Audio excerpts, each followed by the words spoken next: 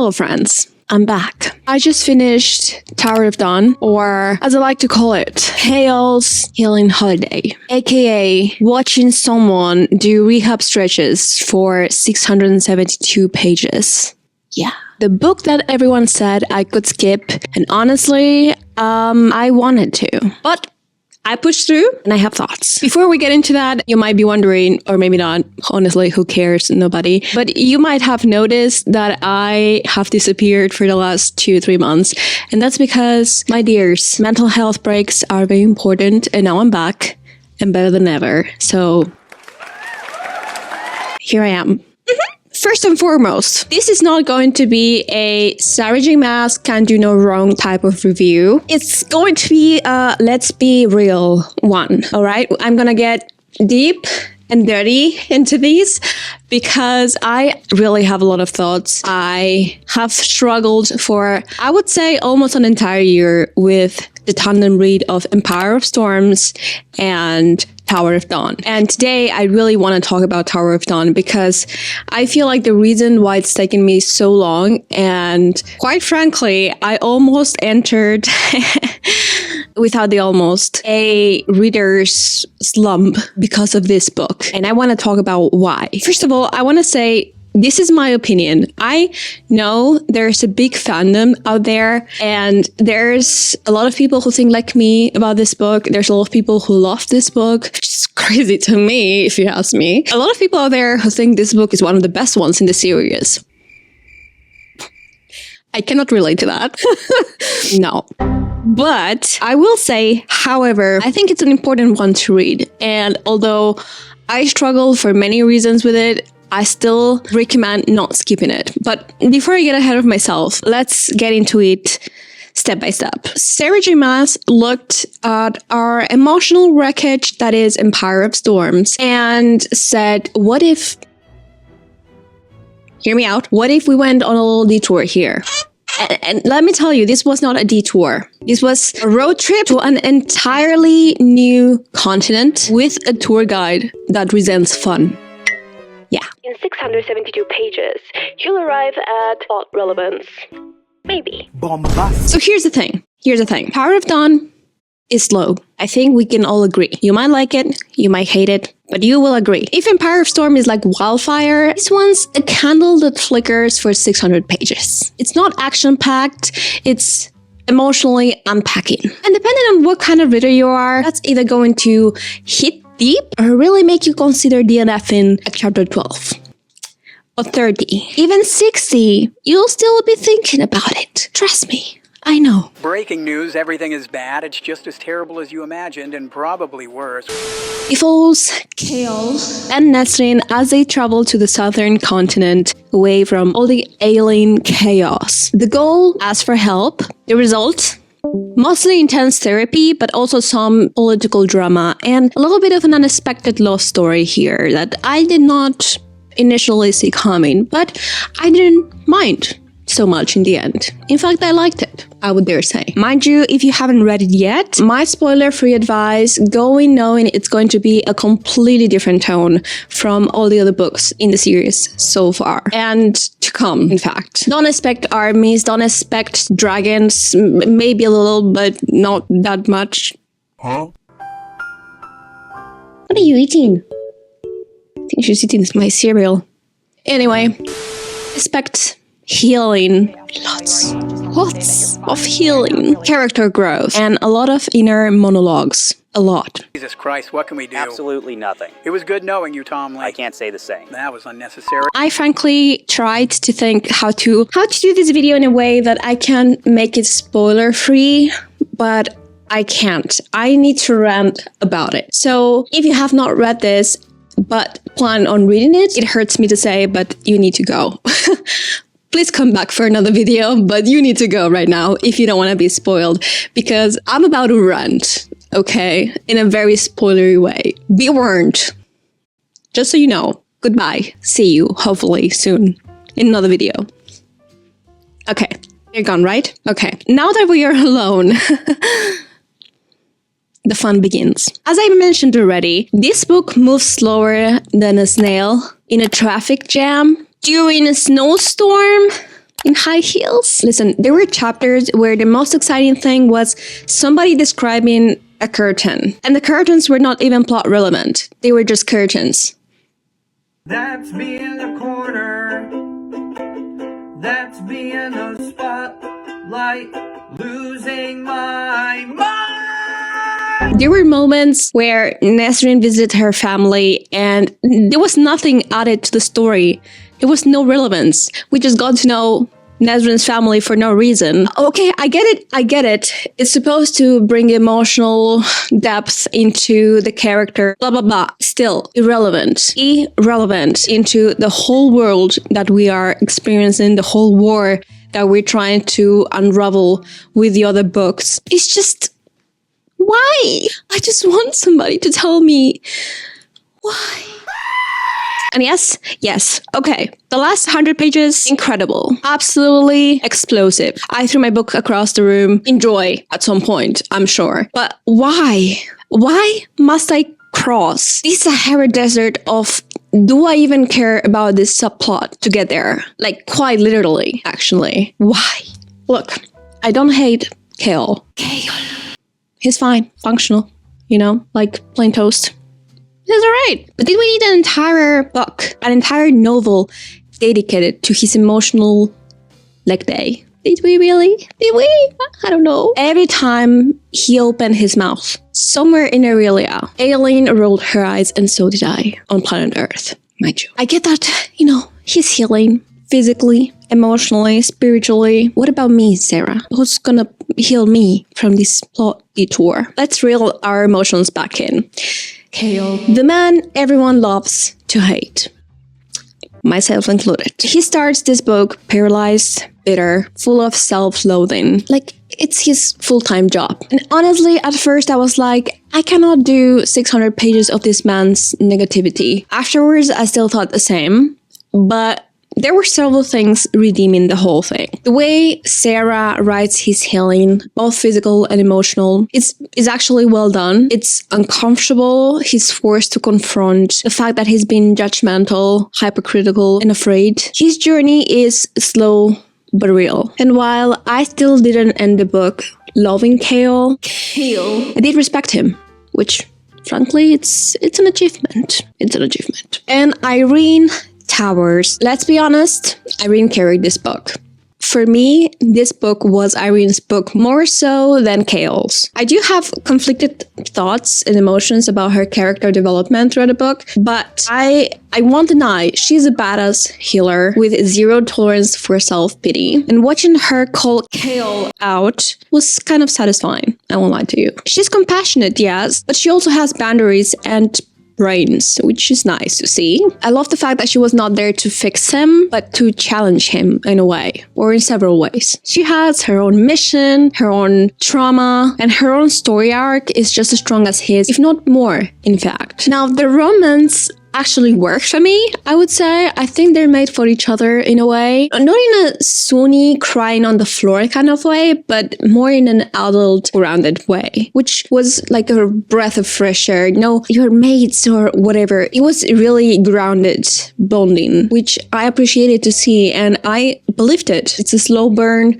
It's built on respect. It just grew naturally as they were healing together. I cannot say I shipped them like crazy, but I believe them. And that's, again, already an achievement. After everything Chaol went through, Yrene was exactly the person he needed. And good for you, my guy. Good for you. Who am I to not be happy for him? Even him. Now, Nesryn, our forgotten queen in this book as well, she was there kind of like an annoyance at first. It was like, what is she doing here?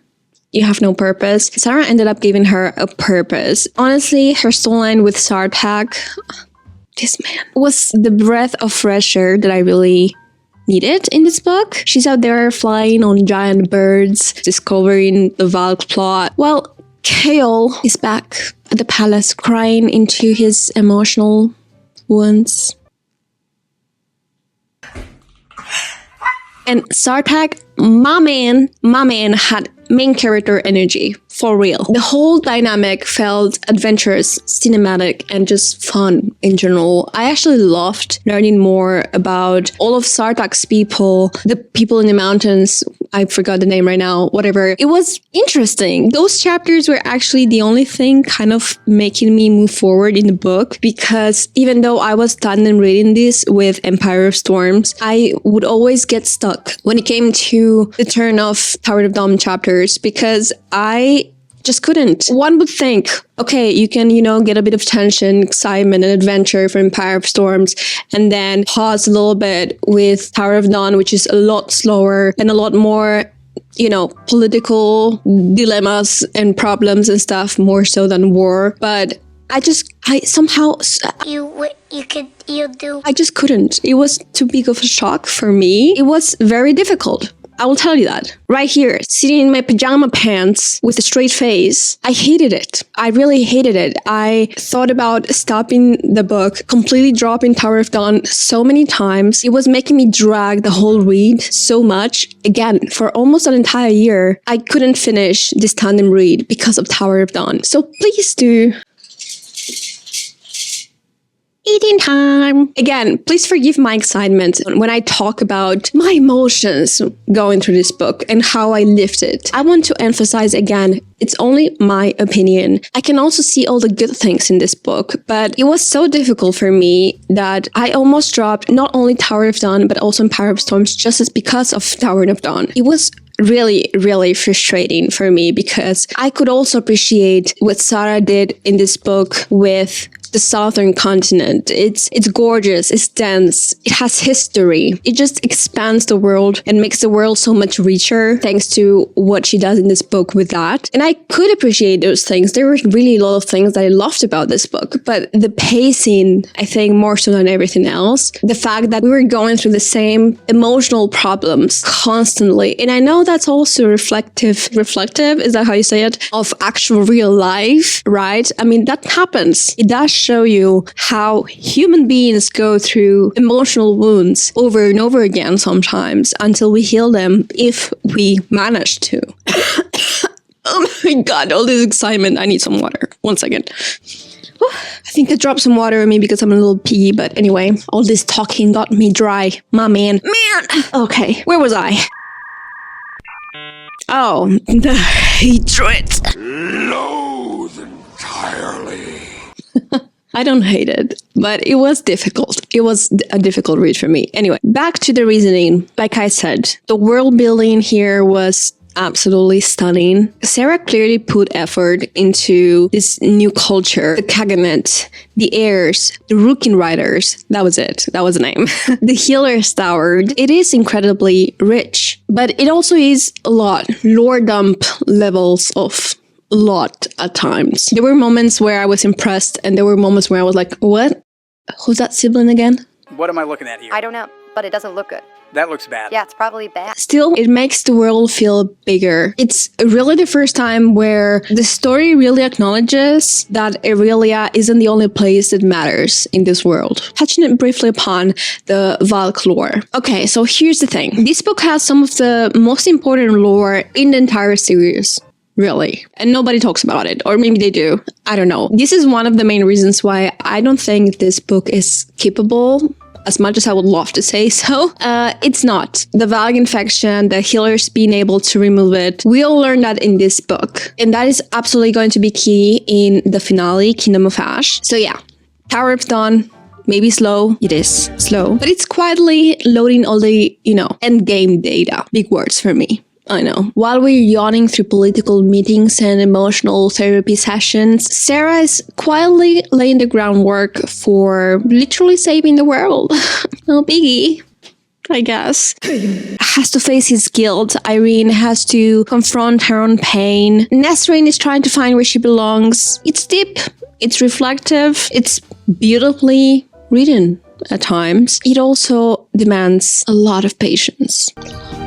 It's a lot less about outright battles and more about learning how to stop fighting yourself. So yeah, there you have what I think about this book.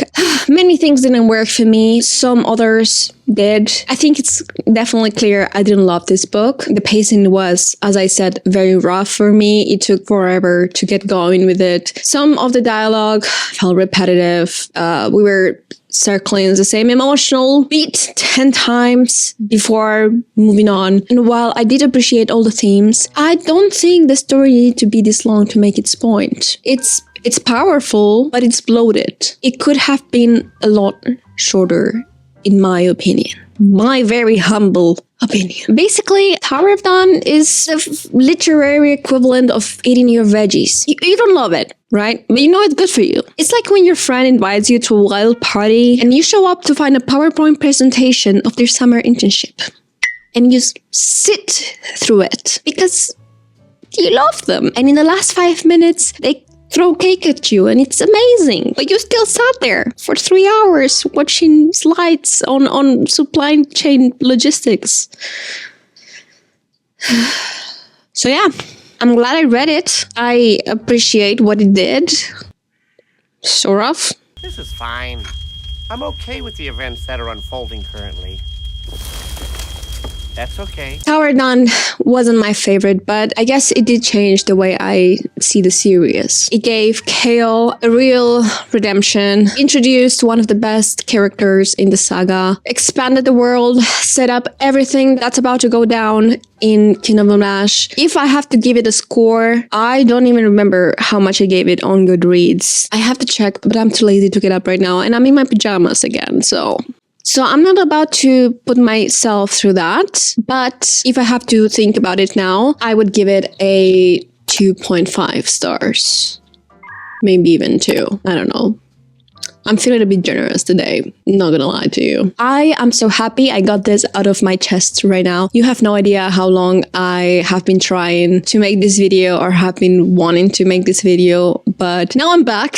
I hope you stick around for more. I guess you can make your choice now knowing my opinion. Again, my opinion is only my opinion. It's not the truth. It's just my experience. So I beg of you, remember that. I don't want to impose anything on anybody. So if you're not sure, check it out for yourself. I've read books that I heard people rant about with the utmost fiery hate, and I ended up loving those books. So maybe that's your case. Maybe it was just my personal experience. Maybe I was not in the mood for such a read. It's perfectly possible. But in the end, this was my experience, and this is how I lived this book, or these 2 books, because I had read them at the same time. Now, Empire of Storm, I didn't mention it much because I really love that book. It's in line with the rest of the books in the series. I have to say again, at some point, I was even willing or thinking about stopping both books just because of how Tower of Dawn was making me feel. As I felt it so necessary to keep reading it, I didn't want to have a worse experience with Empire of Storms if I didn't read Tower of Dawn.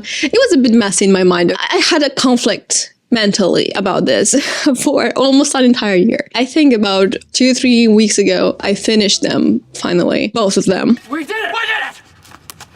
We did it! We did it! And I've been holding on to my opinions ever since. So you can tell I've been a little bit excited talking about my hate through this. Again, it's not actual hate. It's just a lot of intense, big feelings. Let's call them that way. Thank you so much for sticking to the end if you're still here. And I hope to see you in the next video. I hope it's a bit less hateful.